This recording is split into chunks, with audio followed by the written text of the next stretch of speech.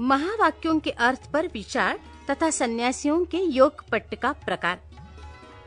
स्कंद जी कहते हैं, मुने अब महावाक्य प्रस्तुत किए जाते हैं। 1. प्रज्ञान ब्रह्म। 2. अहम ब्रह्मास्मि। 3. तत्वमसि। 4. अयम आत्मा ब्रह्म। 5. ईशावास्यमिदं सर्वम्। 6. प्राणोस्मि।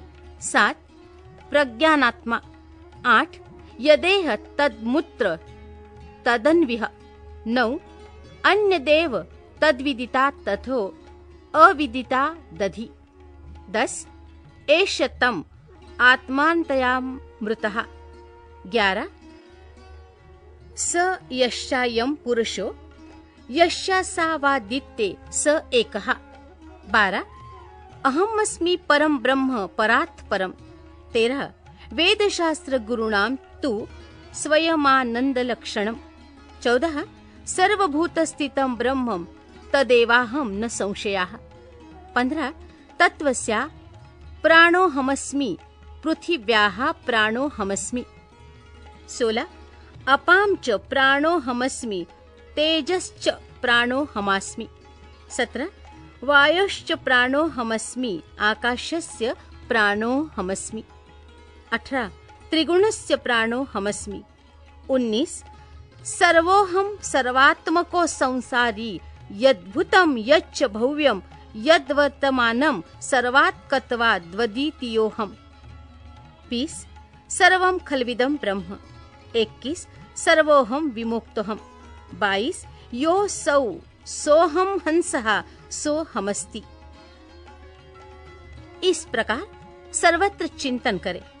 अब इन महावाक्यों का भावार्थ कहते हैं। प्रज्ञानम ब्रह्म का वाक्यार्थ पहले ही समझाया जा चुका है। अब अहम ब्रह्मास्मि का अर्थ बताया जाता है। शक्ति स्वरूप अथवा शक्तियुक्त परमेश्वर ही अहम पद के अर्थभूत हैं। आकार सब वर्णों का अग्रगण्य परम प्रकाश शिवरूप है। हकार व्योम स्वरूप होने के कारण उसका शक्ति रूप से वर्णन किया गया है। शिव और शक्ति के संयोग से सदा आनंद उदित होता है। मकार उसी आनंद का बोधक है। ब्रह्म शब्द से शिव शक्ति की सर्वरूपता स्पष्ट ही सूचित होती है। पहले ही इस बात का उपदेश किया गया है कि वह शक्तिमान परमेश्वर मैं हूँ, ऐसी भावना करनी चाहिए। अब तत्वमसि का अर्थ कहते हैं। तत्वमसि इस वाक्य में तत्पद का वही अर्थ है जो सोहमस्मि में सहा पद का अर्थ बताया गया है। अर्थात तत्पद शक्त्यात्मक परमेश्वर का ही वाचक है। अन्यथा सोहम इस वाक्य में विपरीत अर्थ की भावना हो सकती है, क्योंकि अहम पद पुल्लिंग है, अतः स के साथ उसका अन्वय हो जाएगा। परंतु तत्पद नपुंसक है और त्वम पुल्लिंग, अतः परस्पर विरोधी लिंग होने के कारण उन दोनों में अन्वय नहीं हो सकता। जब दोनों का अर्थ शक्तिमान परमेश्वर होगा, तब अर्थ में समान लिंगता होने से अन्वय में अनुपपत्ति नहीं होगी। यदि ऐसा न माना जाए तो स्त्री पुरुष रूप जगत का कारण भी किसी और ही प्रकार का होगा। इसलिए सोहमस्मि का सहा और तत्वमसि का तत् ये दोनों समानार्थक हैं। इन महावाक्यों के उपदेश से एक ही अर्थ की भावना का विधान है। अब अयम आत्मा ब्रह्म का अर्थ बताया जाता है। अयम आत्मा ब्रह्म इस वाक्य में अयम और आत्मा ये दोनों पद पुल्लिंग रूप हैं, अतः यहाँ अन्वय में बाधा नहीं है। अयम शक्तिमान परमेश्वर रूप आत्मा ब्रह्म है, ये इस वाक्य का तात्पर्य है। अब ईशा वास्यमिदं सर्वम का भावार्थ बता रहे हैं। परमेश्वर से रक्षणीय होने के कारण ये संपूर्ण जगत उनसे व्याप्त है। अब प्राणोस्मि, प्रज्ञानात्मा और यदेवः तद्मूत्रः इन वाक्यों के अर्थ पर विचार किया जाता है। मैं प्रज्ञान स्वरूप प्राण हूँ। यहाँ प्राण शब्द परमेश्वर का ही वाचक है। जो यहाँ है वो वहाँ है, ऐसा चिंतन करें। यहाँ यत तत् का अर्थ क्रमशः यहाँ और सहा है, अर्थात जो परमात्मा यहाँ है वो परमात्मा वहाँ है, ऐसा सिद्धांत पक्ष का अवलंबन करने वाले विद्वानों ने कहा है। उपर्युक्त वाक्य में यद मूत्र तद विनः इस वाक्यांश का भाव है कि यो मूत्र स इह स्थितः, अर्थात जो परमात्मा व परलोक में स्थित है वही यहाँ इस लोक में भी स्थित है। इस प्रकार विद्वानों को पहले के समान ही परम पुरुष परमात्मा रूप अर्थ ही यहाँ अभिष्ट है। अब अन्य देव तद्विदिता दथो अविदिता दधि इस वाक्य पर विचार करते हैं। मुने, अन्य देव तद्विदिता दथो अविदिता दधि इस वाक्य में जिस प्रकार फल की भी विपरीतता की भावना होती है उसे यहाँ बताता हूँ, सुनो। विदितात ये पद अयथा विदितात के उन्हीं का इन समस्त उत्कृष्ट गुणों से नित्य संबंध है। अपने और पराये के भेद सतात के अर्थ में प्रवृत्त हो सकता है, वो विदित से भिन्न है, अर्थात जो असम्यक रूप से ज्ञात है उससे भिन्न है। इसी प्रकार जो यथार्थ रूप से विदित नहीं है उससे भी पृथक है। इस कथन से ये निश्चित होता है कि मुक्ति रूप फल की सिद्धि के लिए कोई और ही तत्व है जो विदित से पर है, परंतु जो आत्मा है वो सर्वरूप है, वो किसी से अन्य नहीं हो सकता। अतः आत्मा या ब्रह्म आदि पद पूर्ववत शक्तिमान परमेश्वर शिव के ही बोधक है, ये मानना चाहिए। अब एषत आत्मा तथा यश्चायम पुरुषे इन दो वाक्यों के अर्थ पर विचार किया जाता है। ये तुम्हारा अंतर्यामी आत्मा है जो स्वयं ही अमृत स्वरूप शिव है। ये जो पुरुषों में शंभु है वही सूर्य में भी स्थित है। इन दोनों में कोई भेद नहीं है। जो पुरुष में है वही आदित्य में है। इन दोनों में पृथकता नहीं है, वो तत्व एक ही है। उसी को सर्वरूप कहा गया है। पुरुष और आदित्य इन दो उपाधियों से युक्त जो अर्थ किया जाता है वो औपचारिक है। उन शंभुनाथ को सब श्रुतियां हिरण्य में बताती हैं। हिरण्य वाहने नमः, इसमें जो बाहु शब्द है वो सब अंगों का उपलक्षण है, अन्यथा उसे हिरण्यपति कहना किसी भी यत्न से संभव नहीं होता।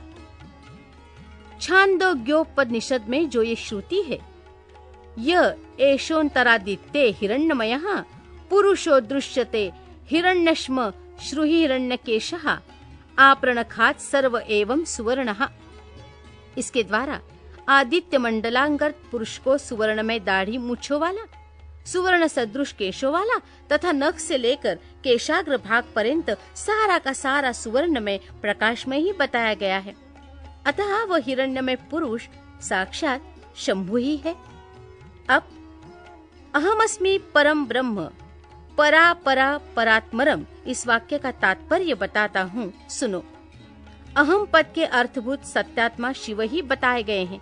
वे ही शिव मैं हूँ ऐसी वाक्यार्थ योजना अवश्य होती है। उन्हीं को सबसे उत्कृष्ट और सर्वस्वरूप परब्रह्म कहा गया है। उसके तीन भेद हैं, पर, अपर तथा परात्पर। रुद्र, ब्रह्मा और विष्णु, ये तीन देवता श्रुति ने ही बताए हैं। ये ही क्रमशः पर, अपर तथा परात्पर रूप है। इन तीनों से भी जो श्रेष्ठ देवता हैं वे शंभु परब्रह्म शब्द से कहे गए हैं। वेदों, शास्त्रों और गुरु के वचनों के अभ्यास से शिष्य के हृदय में स्वयं ही पूर्णानंदमय शंभु का प्रादुर्भाव होता है। संपूर्ण भूतों के हृदय में विराजमान शंभु ब्रह्मरूप ही है। वही मैं हूँ, इसमें संशय नहीं है। मैं शिव ही संपूर्ण तत्व समुदाय का प्राण हूँ। ऐसा कहकर स्कंद जी फिर कहते हैं, मुने, मैं शिव आत्म तत्व, विद्या तत्व और शिव तत्व इन तीनों का प्राण हूँ। पृथ्वी आदि का भी प्राण हूँ। पृथ्वी आदि के गुणों तक का ग्रहण होने से ये समझ लो कि यहाँ सारे आत्म तत्व गृहीत हो गए। फिर सबका ग्रहण विद्या तत्व और शिव तत्व का भी ग्रहण कराता है। इन सब तत्वों का मैं प्राण हूँ। मैं सर्व हूँ, सर्वात्मक हूँ। जीव का भी अंतर्यामी होने से उसका भी जीव आत्मा हूँ। जो भूत, वर्तमान और भविष्य काल है वो सब मेरा स्वरूप होने के कारण मैं ही हूँ। सर्वो वै रुद्रहा, सब कुछ रुद्र ही है। ये श्रुति साक्षात शिव के मुख से प्रकट हुई है। अतः शिव ही सर्वरूप है, क्योंकि उन्हीं का इन समस्त उत्कृष्ट गुणों से नित्य संबंध है। अपने और पराये के भेद से रहित होने के कारण मैं ही अद्वितीय आत्मा हूँ। सर्वम खलविदम ब्रह्म, इस वाक्य का अर्थ पहले बताया जा चुका है। मैं भावरूप होने के कारण पूर्ण हूँ। नित्य मुक्त भी मैं ही हूँ। पशु यानी कि जीव मेरी कृपा से मुक्त होकर मेरे स्वरूप को प्राप्त होते हैं। जो सर्वात्मक शंभु है वही मैं हूँ, मैं शिवरूप हूँ, वामदेव। इस प्रकार संपूर्ण वाक्यों के अर्थ भगवान शिव ही बताए गए हैं। ईशावास्योपनिषद की श्रुति के 2 वाक्यों द्वारा प्रतिपादित अर्थ साक्षात शिव की एकता का ज्ञान प्रदान करने वाला होता है।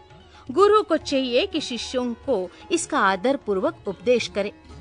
गुरु को उचित है कि वे आधार सहित शंख को लेकर अस्त्र मंत्र फट से तथा भस्म द्वारा उसकी शुद्धि करके उसे अपने सामने चौकर मंडल में स्थापित करे। फिर ओंकार का उच्चारण करके गंध आदि के द्वारा उस शंख की पूजा करे। उसमें वस्त्र लपेट दें और सुगंधित जल भरकर प्रणव का उच्चारण करते हुए उसका पूजन करें। तत्पश्चात 7 बार प्रणव के द्वारा फिर उस शंख को अभिमंत्रित करके शिष्य से कहें, हे शिष्य, जो थोड़ा सा भी अंतर करता है, भेदभाव रखता है, वो भय का भागी होता है। ये श्रुति का सिद्धांत बताया गया, इसलिए तुम अपने चित्त को स्थिर करके निर्भय हो जाओ। ऐसा कहकर गुरु स्वयं महादेव जी का ध्यान करते हुए उन्हीं के रूप में शिष्य का अर्चन करे। शिष्य के आसन की पूजा करके उसमें शिव के आसन और शिव की मूर्ति की भावना करे। फिर सिर से पैर तक सद्यो जातादि 5 मंत्रों का न्यास करके मस्तक, मुख और कलाओं के भेद से प्रणव की कलाओं का भी न्यास करे। शिष्य के शरीर में 38 मंत्र रूपा प्रणव की कलाओं का न्यास करके उसके मस्तक पर शिव का आवाहन करे। तत्पश्चात स्थापनी आदि मुद्राओं का प्रदर्शन करे। फिर अंगन्यास करके आसन पूर्वक 16 उपचारों की कल्पना करे। खीर का नैवेद्य अर्पण करके ओम स्वाहा का उच्चारण करे। कुल्ला और आचमन कराए। अर्घ्य आदि देकर क्रमशः धूप दीपादि समर्पित करे। शिव के 8 नामों से पूजन करके वेदों के पारंगत ब्राह्मणों के साथ ब्रह्म विदार्थ प्रोति परम इत्यादि ब्रह्मानंद वल्ली के मंत्रों को तथा भृगुवे वारुणिहा इत्यादि भृगुवल्ली के मंत्रों को पढ़े। तत्पश्चात यो देवानां प्रथमं पुरस्तात् से लेकर तस्य प्रकृति लीनस्य यहाँ परः स महेश्वराः तक महानारायणोपनिषद के मंत्रों का पाठ करें। इसके बाद शिष्य के सामने कहार आदि की बनी हुई माला लेकर खड़े हो गुरु शिव निर्मित पांचासिक शास्त्र के सिद्धि स्कंद का धीरे धीरे जप करें। अनुकूल चित्त से पूर्णोहम इस मंत्र तक का जप करके गुरु उस माला को शिष्य के कंठ में पहना दे। तदनंतर ललाट में तिलक लगाकर संप्रदाय के अनुसार उसके सर्वांग में विधिवत चंदन का लेप कराए। तत्पश्चात गुरु प्रसन्नता पूर्वक श्रीपाद युक्त नाम देकर शिष्य को छत्र और चरण पादुका अर्पित करे। उसे व्याख्यान देने तथा आवश्यक कर्म आदि के लिए गुरुवासन ग्रहण करने का अधिकार दे। फिर गुरु अपने उस शिव रूपी शिष्य पर अनुग्रह करके कहे, तुम सदा समाधिस्थ रहकर मैं शिव हूँ इस प्रकार की भावना करते रहो। योग कहकर वो स्वयं शिव को नमस्कार करे। फिर संप्रदाय की मर्यादा के अनुसार दूसरे लोग भी उसे नमस्कार करें। उस समय शिष्य उठकर गुरु को नमस्कार करे। अपने गुरु के गुरु को और उनके शिष्यों को भी मस्तक झुकाए। इस प्रकार नमस्कार करके सुशील शिष्य जब मौन और विनीत भाव से गुरु के समीप खड़ा हो, तब गुरु स्वयं उसे इस प्रकार का उपदेश दे, बेटा, आज से तुम समस्त लोकों पर अनुग्रह करते रहो। यदि कोई शिष्य होने के लिए आए तो पहले उसकी परीक्षा कर लो, फिर शास्त्र विधि के अनुसार उसे शिष्य बनाओ। राग आदि दोषों का त्याग करके निरंतर शिव का चिंतन करते रहो। श्रेष्ठ संप्रदाय के सिद्ध पुरुषों का संग करो, दूसरों का नहीं। प्राणों पर संकट आ जाए तो भी शिव का पूजन किए बिना कभी भोजन न करो। गुरु भक्ति का आश्रय ले सुखी रहो, सुखी रहो।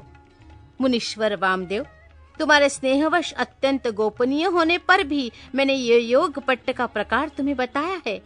ऐसा कहकर स्कंद ने यतियों पर कृपा करके उनसे सन्यासियों के क्षौर और स्नान विधि का वर्णन किया। यति के अंत्येष्टि कर्म की दशा पर्यंत विधि का वर्णन। वामदेव जी बोले, जो मुक्त यति हैं, उनके शरीर का दाह कर्म नहीं होता। मरने पर उनके शरीर को गाड़ दिया जाता है। ये मैंने सुना है। मेरे गुरु कार्तिकेय, आप प्रसन्नता पूर्वक यतियों के उस अंत्येष्टि कर्म का मुझसे वर्णन कीजिए, क्योंकि तीनों लोकों में आपके सिवा दूसरा कोई इस विषय का वर्णन करने वाला नहीं है भगवन। शंकर नंदन, जो पूर्ण परब्रह्म में अहम भाव का आश्रय ले देह पज्र से मुक्त हो गए हैं तथा जो उपासना के मार्ग से शरीर बंधन से मुक्त हो परमात्मा को प्राप्त हुए हैं, उनकी गति में क्या अंतर है, ये बताइए। प्रभु, मैं आपका शिष्य हूँ, इसलिए अच्छी तरह विचार करके प्रसन्नता पूर्वक मुझसे इस विषय का वर्णन कीजिए। स्कंद ने कहा, जो कोई यति समाधिस्थ हो, शिव के चिंतन पूर्वक अपने शरीर का परित्याग करता है, वो यदि महान धीर हो तो परिपूर्ण शिवरूप हो जाता है। किंतु यदि कोई अधीर चित्त होने के कारण समाधि लाभ नहीं कर पाता तो उसके लिए उपाय बताता हूँ, सावधान होकर सुनो। वेदांत शास्त्र के वाक्यों से जो ज्ञाता, ज्ञान और ज्ञेय, इन तीन पदार्थों का परिज्ञान होता है, उसे गुरु के मुख से सुनकर यति यम नियमादि रूप योग का अभ्यास करे। उसे करते हुए वह भली भांति शिव के ध्यान में तत्पर रहे। मुने, उसे नित्य नियम पूर्वक प्रणव के जप और अर्थ चिंतन में मन को लगाए रखना चाहिए। मुने, यदि देह की दुर्बलता के कारण धीरता धारण करने में असमर्थ यति निष्काम भाव से शिव का स्मरण करके अपने जीर्ण शरीर को त्याग दे, तो भगवान सदाशिव के अनुग्रह से नंदी के भेजे हुए विख्यात 5 आतिवाहिक देवता आते हैं। उनमें से कोई तो अग्नि का अभिमानी, कोई ज्योति पुच्छ स्वरूप, कोई दीनाभिमानी, कोई शुक्ल पक्षाभिमानी और कोई उत्तरायण का अभिमानी होता है। ये पांचों सब प्राणियों पर अनुग्रह करने में तत्पर रहते हैं। इसी तरह धूमाभिमानी, तम का अभिमानी, रात्रि का अभिमानी, कृष्ण पक्ष का अभिमानी और दक्षिणायन का अभिमानी, ये सब मिलकर 5 होते हैं। ये पांचों विख्यात देवता दक्षिण मार्ग में प्रसिद्ध हैं। महामुने वामदेव, अब तुम उन सब देवताओं की वृत्ति का वर्णन सुनो। कर्म के अनुष्ठान में लगे हुए जीवों के साथ ले वो पांचों देवता उनके पुण्यवश स्वर्ग लोक को जाते हैं और वहाँ यथोक्त भोगों का उपभोग करके वे जीव पुण्य क्षीण होने पर पुनः मनुष्य लोक में आते तथा पूर्ववत जन्म ग्रहण करते हैं। इनके सिवा जो उत्तर मार्ग के 5 देवता हैं, वे भूतल से लेकर ऊर्ध्व लोक तक के मार्ग को 5 भागों में विभक्त करके यति को साथ ले क्रमशः अग्नि आदि के मार्ग में होते हुए उसे सदाशिव के धाम में पहुंचाते हैं। वहां देवाधिदेव महादेव के चरणों में प्रणाम करके लोकानुग्रह के कर्म में ही लगाए गए वे अनुग्रहकार देवता उन सदाशिव के पीछे खड़े हो जाते हैं। यति को आया देख देवाधिदेव सदाशिव यदि वो विरक्त हो तो उसे महामंत्र के तात्पर्य का उपदेश दे। गणपति के पद पर अभिषिक्त करके अपने ही समान शरीर देते हैं। इस प्रकार सर्वेश्वर सर्वनियंता भगवान शंकर उस पर अनुग्रह करते हैं। उसे अनुग्रहित करके निश्चल समाधि देते हैं। अपने प्रतिदास्य भाव की फलस्वरूपा तथा सूर्य आदि के कार्य करने की शक्ति रूपा ऐसी सिद्धियां प्रदान करते हैं जो कहीं अवरुद्ध नहीं होती। साथ ही वे जगत गुरु शंकर उस यति को वो परम मुक्ति देते हैं जो ब्रह्मा जी की आयु समाप्त होने पर भी पुनरावृत्ति के चक्कर से दूर रहती है। अतः ये समष्टिमान संपूर्ण ऐश्वर्य से युक्त पद है और यही मोक्ष का राजमार्ग है, ऐसा वेदांत शास्त्र का निश्चय है। जिस समय यति मरणासन्न हो, शरीर से शिथिल हो जाए, उस समय उस श्रेष्ठ संप्रदाय वाले दूसरे यति अनुकूलता की भावना ले उसके चारों ओर खड़े हो जाए।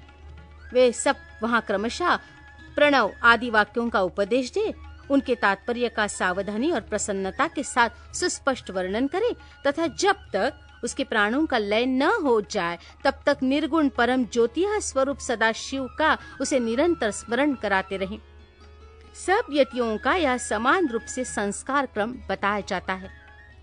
सन्यासी सब कर्मों का त्याग करके भगवान शिव का आश्रय ग्रहण कर लेते हैं, इसलिए उनके शरीर का दाह संस्कार नहीं होता और उसके न होने से उनकी दुर्गति नहीं होती। सन्यासी के शरीर को दूषित करने वाले राजा का राज नष्ट हो जाता है। उसके गांवों में रहने वाले लोग अत्यंत दुखी हो जाते हैं। इसलिए उस दोष का परिहार करने के लिए शांति का विधान बताया जाता है। उस समय नम इरण्याय से लेकर नम अमीव के भया तक के मंत्र का विनीत चित्त होकर जप करे। फिर अंत में ओंकार का जप करते हुए मिट्टी से देव यजन की पूर्ति करे।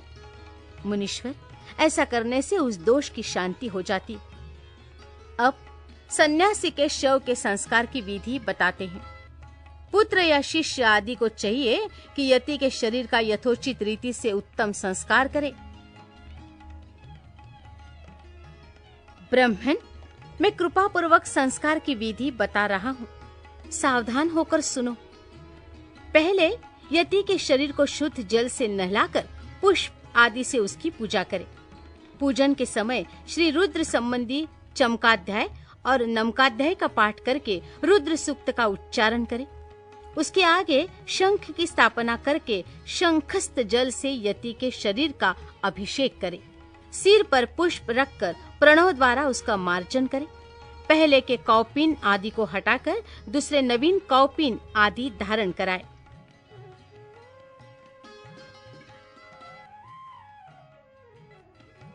फिर विधि पूर्वक उसके सारे अंगों में भस्म लगाए। विधिवत त्रिपुंड लगाकर चंदन द्वारा तिलक करे। फिर फूलों और मालाओं से उसके शरीर को अलंकृत करे। छाती, कंठ, मस्तक, बाह, कलाई और कानों में क्रमशः रुद्राक्ष की माला के आभूषण मंत्रोच्चारण पूर्वक धारण कराकर उन सब अंगों को सुशोभित करे। फिर धूप देकर उस शरीर को उठाए और विमान के ऊपर रखकर ईशान आदि पंच ब्रह्ममय रमणीय रथ पर स्थापित करे।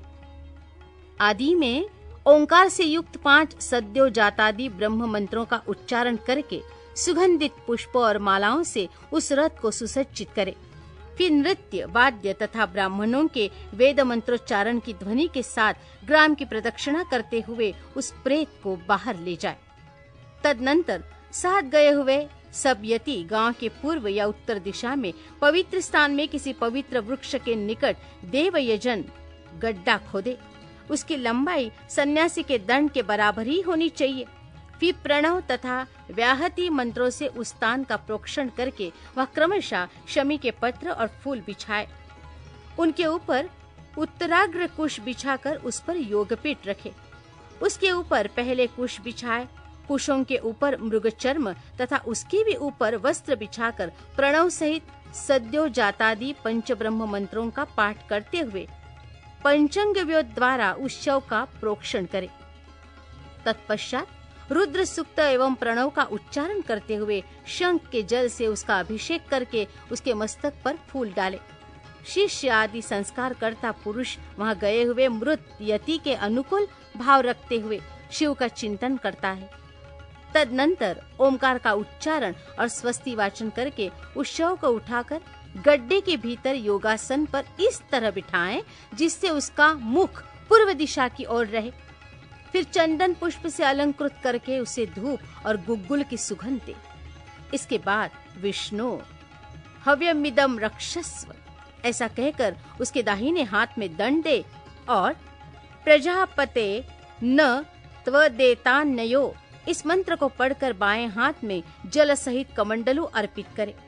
फिर ब्रह्म यज्ञानम प्रथमाः इस मंत्र से उसके मस्तक का स्पर्श करके दोनों भौं के स्पर्श पूर्वक रुद्र सूक्त का जप करे। तत्पश्चात मानो महांतमुत इत्यादि 4 मंत्रों को पढ़कर नारियल के द्वारा यति के शव के मस्तक का भेदन करे। इसके बाद उस गड्ढे को पाट दे। फिर उस स्थान का स्पर्श करके अनन्य चित्त से 5 ब्रह्म मंत्रों का जप करे। तदनंतर यो देवानां प्रथमं पुरस्तात् से लेकर तस्य प्रकृति लीनस्य यहा परः स महेश्वरः तक महानारायणोपनिषद के मंत्रों का जप करके संसार रूपी रोग के भेषज, सर्वज्ञ, स्वतंत्र तथा सब पर अनुग्रह करने वाले उमा सहित महादेव जी का चिंतन एवं पूजन करे। पूजन की विधि यों है। 1 हाथ ऊंचे और 2 हाथ लंबे चौड़े एक पीठ का मिट्टी के द्वारा निर्माण करे। फिर उसे गोबर से लीपे। वो पीठ चौकर होना चाहिए। उसके मध्य भाग में उमा महेश्वर को स्थापित करके गंध, अक्षत, सुगंधित पुष्प, बिल्व पत्र और तुलसी दलों से उनकी पूजा करें। तत्पश्चात प्रणव से धूप और दीप निवेदन करें। फिर दूध और हविष्य का नैवेद्य लगाकर 5 बार परिक्रमा करके नमस्कार करें। फिर 12 बार प्रणव का जप करके प्रणाम करें। तदनंतर ब्रह्मीभूत यति की तृप्ति के लिए नारायण पूजन, बलिदान, घृतदीप दान का संकल्प करके गर्त के ऊपर मृण्मय लिंग बनाकर पुरुष सूक्त से पूजा करके घृत मिश्रित पायस की बलि दे। घी का दीप जला पायस बलि को जल में डाल दे। तत्पश्चात दिशा विदिशाओं के क्रम से प्रणव के उच्चारण पूर्वक ओम ब्रह्मणे नमः इस मंत्र से ब्रह्मीभूत यति के लिए शंख से 8 बार अर्घ्य जल दे। इस प्रकार 10 दिनों तक करता रहे मुनि श्रेष्ठ। ये दशाहत की विधि तुम्हें बताई गई। अब यतियों के एकादशी के लिए एकादशः कृत्य का वर्णन। स्कंद जी कहते हैं, वामदेव, यति का एकादशः प्राप्त होने पर जो विधि बताई गई है उसका मैं तुम्हारे स्नेहवश वर्णन करता हूँ। मिट्टी की वेदी बनाकर उसका सम्मार्जन और उपलेपन करें। तत्पश्चात पुण्याहवाचन पूर्वक प्रोक्षण करके पश्चिम से लेकर पूर्व की ओर 5 मंडल बनाएं और स्वयं श्राद्धकर्ता उत्तराभिमुख बैठकर कार्य करे। प्रादेश मात्र लंबा चौड़ा चौकर मंडल बनाकर उसके मध्य भाग में बिंदु, उसके ऊपर त्रिकोण मंडल, उसके ऊपर षटकोण मंडल और उसके ऊपर गोल मंडल बनावे। फिर अपने सामने शंख की स्थापना करके पूजा के लिए बताई हुई पद्धति के क्रम से आचमन, प्राणायाम एवं संकल्प करके पूर्वोक्त 5 आतिवाहिक देवताओं का देवेश्वरी देवियों के रूप में पूजन करें। उत्तर और आसन के लिए कुश डालकर जल का स्पर्श करें। पश्चिम से आरंभ करके पूर्व पर्यंत जो मंडल बताए गए हैं उनके भीतर पीठ के रूप में पुष्प रखे और उन पुष्पों पर क्रमशः उक्त 5 देवियों का आवाहन करें। पहले अग्नि पुष्ट स्वरूपिणी आतिवाहिक देवी का आवाहन करते हुए इस प्रकार कहे, ओम ह्रीम अग्नि रूपा माति वाहिक देवताम आवाहयामि नमः। इस प्रकार सर्वत्र वाक्य योजना और भावना करें। इस तरह 5 देवियों का आवाहन करके प्रत्येक के लिए आदर पूर्वक स्थापना आदि मुद्राओं का प्रदर्शन करें। तत्पश्चात हाँ, ह्रीम, ह्रूम, ह्रैं, ह्रौं, रहा इन बीज मंत्रों द्वारा षडंगन्यास और करन्यास करें। इसके बाद उन देवियों का इस प्रकार ध्यान करना चाहिए। उन सब के 4-4 हाथ हैं। उनमें से 2 हाथों में वे पाश और अंकुश धारण करती है तथा शेष 2 हाथों में अभय और वरद मुद्राएं हैं। उनकी अंग कांति चंद्रकांति मणि के समान है। लाल अंगूठियों की प्रभा से उन्होंने संपूर्ण दिशाओं के मुख मंडल को रंग दिया है। वे लाल वस्त्र धारण करती हैं। उनके हाथ और पैर कमलों के समान शोभा पाते हैं। 3 नेत्रों से सुशोभित मुख रूपी पूर्ण चंद्रमा की छटा से वे मन को मोह लेती है। माणिक के निर्मित मुकुटों से उद्भासित चंद्रलेखा उनके सीमंत को विभूषित कर रही है। कपोलों पर रत्नमय कुंडल झलमला रहे हैं। उनके उरोज पीन तथा उन्नत हैं। हार, केयूर, कड़े और करधनी की लड़ियों से विभूषित होने के कारण वे बड़ी मनोहारिणी जान पड़ती हैं। उनका कटिभाग कृश और नितंब स्थूल है। उनके अंग लाल रंग के दिव्य वस्त्रों से आच्छादित है। चरणार बिंदों में माणिक्य निर्मित पायजेबों की झनकार होती रहती है।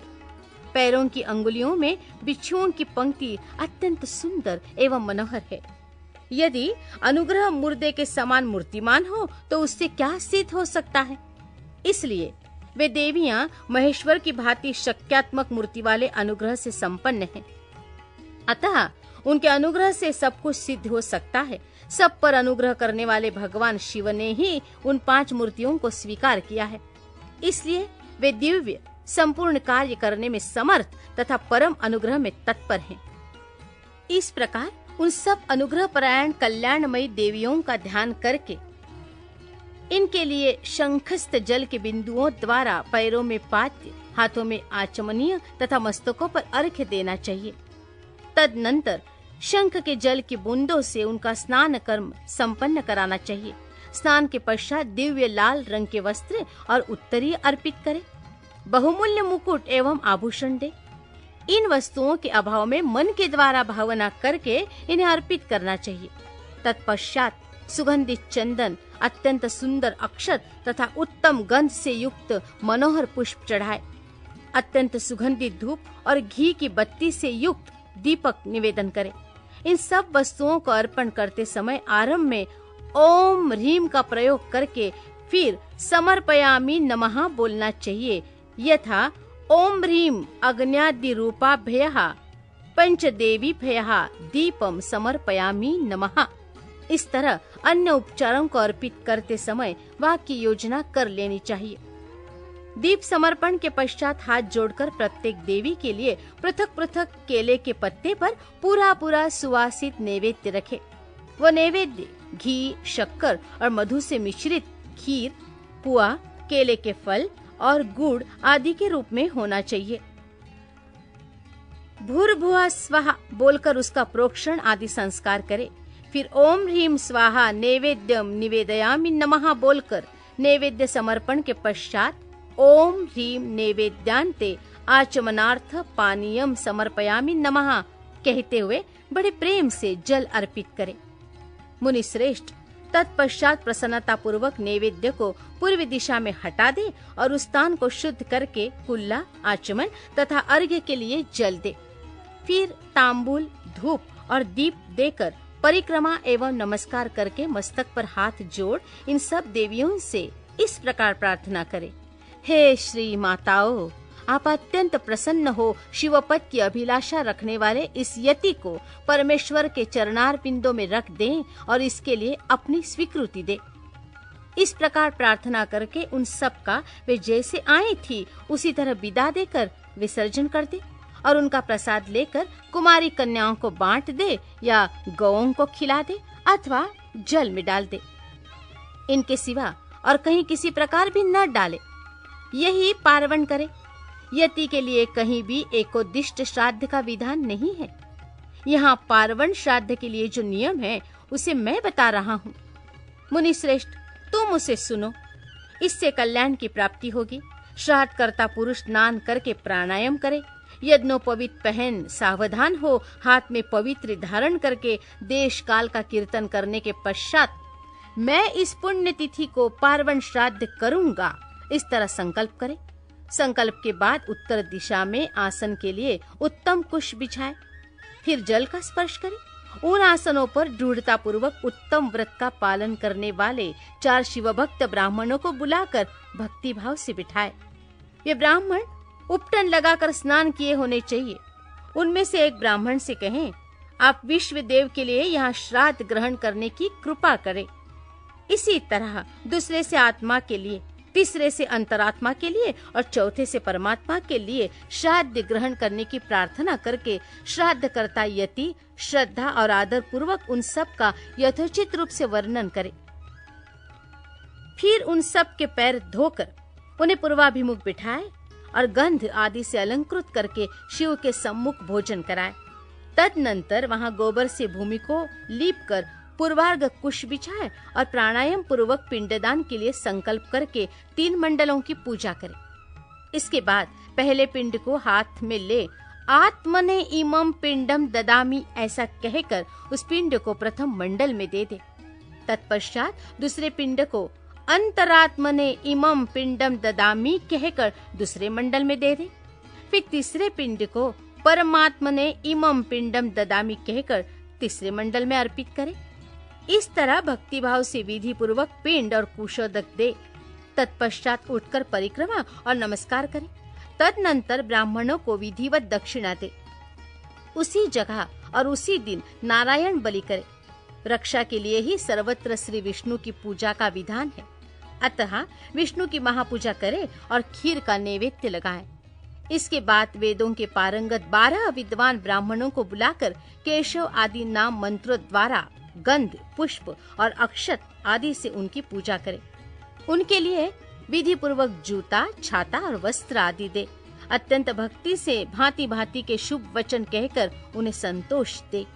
फिर पूर्वाग्र कुशों को बिछाकर ओम भुवः स्वाहा, ओम भुवः स्वाहा, ओम सुवः स्वाहा ऐसा उच्चारण करके पृथ्वी पर खीर की बलि दे। मुनीश्वर, ये मैंने एकादशाह की विधि बताई है, अब द्वादशाह की विधि बताता हूँ। आदर पूर्वक का वर्णन स्कंद और वामदेव का कैलाश पर्वत पर जाना तथा सुत जी के द्वारा इस संहिता का उपसंहार।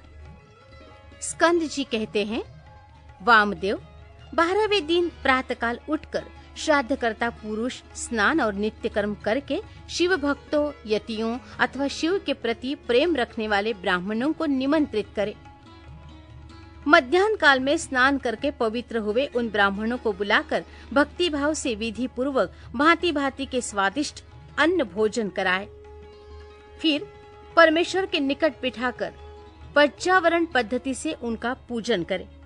तत्पश्चात मौन भाव से प्राणायाम करके देश काल आदि के कीर्तन पूर्वक महान संकल्प की प्रणाली के अनुसार संकल्प करते हुए अस्मद् गुरोरिह पूजाम करिष्ये, मैं अपने गुरु की यहाँ पूजा करूंगा ऐसा कहकर कुशों का स्पर्श करे। फिर ब्राह्मणों के पैर धोकर आचमन करके श्राद्धकर्ता मौन रहे और भस्म से विभूषित उन ब्राह्मणों को पूर्वाभिमुख आसन पर बिठाए। वहाँ सदाशिव आदि के क्रम से उन 8 ब्राह्मणों का बड़े आदर के साथ चिंतन करे, अर्थात उन्हें सदाशिव आदि का स्वरूप माने। मुने अन्य 4 ब्राह्मणों का भी 4 गुरुओं के रूप में चिंतन करे। चारों गुरु ये हैं, गुरु, परम गुरु, परात्पर गुरु और परम श्रेष्ठ गुरु। परमेष्टि गुरु का उनमें उमा सहित महेश्वर की भावना करते हुए चिंतन करे। अपने गुरु का नाम लेकर ध्यान करे। उन सब के लिए इदमासनम ऐसा कहकर पृथक पृथक आसन रखे। आदि में प्रणव, बीच में द्वितीयांत गुरु तथा अंत में आवाहयामि नमः बोलकर आवाहन करे। यथा ओम अमुक नामानम गुरुम आवाहयामि नमः, ओम परम गुरुम आवाहयामि नमः, ओम परात्पर गुरुम आवाहयामि नमः, ओम परमेष्टि गुरुम आवाहयामि नमः। इस प्रकार आवाहन करके अर्घोदक अर्घ्य में रखे हुए जल से पाद्य, आचमन और अर्घ्य निवेदन करे। फिर वस्त्र, गंध और अक्षत देकर ओम गुरुवे नमः इत्यादि रूप से गुरुओं को तथा ओम सदाशिवाय नमः इत्यादि रूप से 8 नामों के उच्चारण पूर्वक 8 अन्य ब्राह्मणों को सुगंधित फूलों से अलंकृत करे। तत्पश्चात धूप दीप देकर कृतमिदं सकलमाराधनम संपूर्ण मस्तु, की गई ये सारी आराधना पूर्ण रूप से सफल हो ऐसा कहकर खड़ा हो नमस्कार करे। इसके बाद केले के पत्तों को पात्र रूप में बिछाकर जल से शुद्ध करके उन पर शुद्ध अन्न, खीर, पुआ, दाल और साग आदि व्यंजन परोसकर केले के फल, नारियल और गुड़ भी रखे। पात्रों को रखने के लिए आसन भी अलग अलग दे। उन आसनों का क्रमशः प्रोक्षण करके उन्हें यथास्थान रखे। फिर भोजन पात्र का भी प्रोक्षण एवं अभिषेक करके हाथ से उसका स्पर्श करते हुए कहे, विष्णु हव्यमिदं रक्षस्व। हे विष्णु, इस हविष्य को आप सुरक्षित रखें। फिर उठकर उन ब्राह्मणों को पीने के लिए जल देकर उनसे इस प्रकार प्रार्थना करें, सदा शिवादयो में प्रीता वरदा भवन्तु।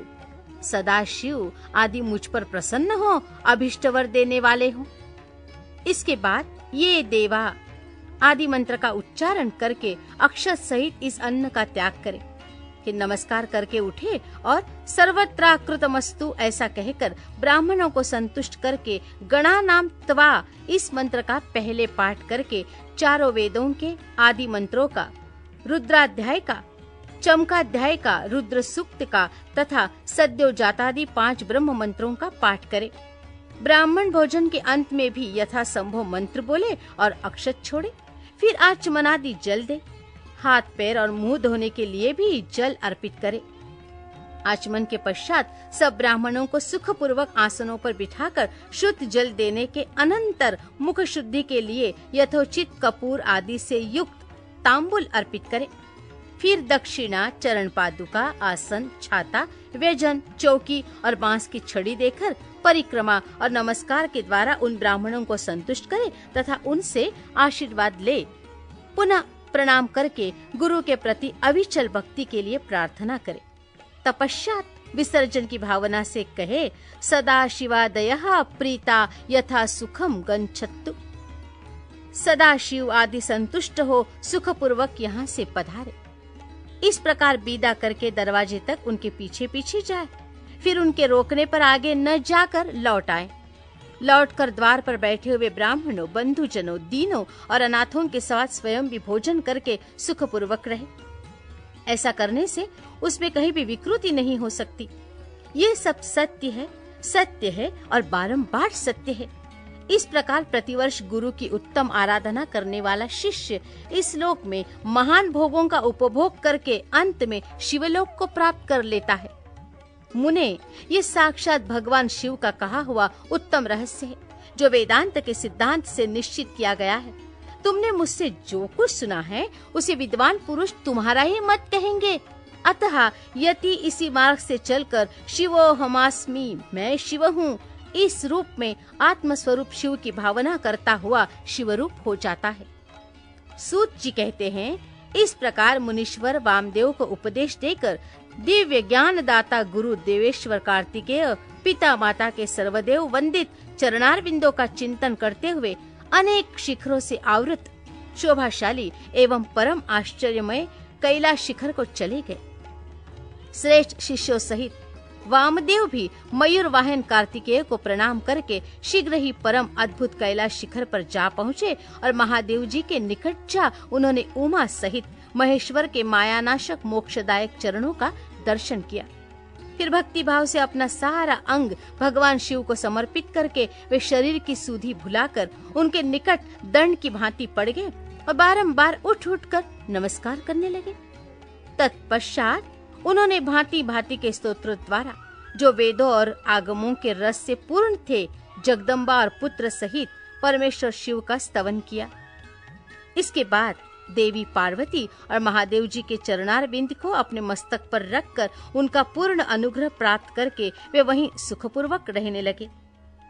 तुम सभी ऋषि भी इस प्रकार प्रणव के अर्थभूत महेश्वर का तथा वेदों के गोपनीय रहस्य, वेद सर्वस्व और मोक्षदायक तारक मंत्र ओमकार का ज्ञान प्राप्त करके यही सुख से रहो तथा विश्वनाथ जी के चरणों में सायुज्य रूपा अनुपम एवं उत्तम मुक्ति का चिंतन किया करो। अब मैं गुरुदेव की सेवा के लिए बद्रिकाश्रम तीर्थ को जाऊंगा। तुम्हें फिर मेरे साथ संभाषण का एवं सत्संग का अवसर प्राप्त हो।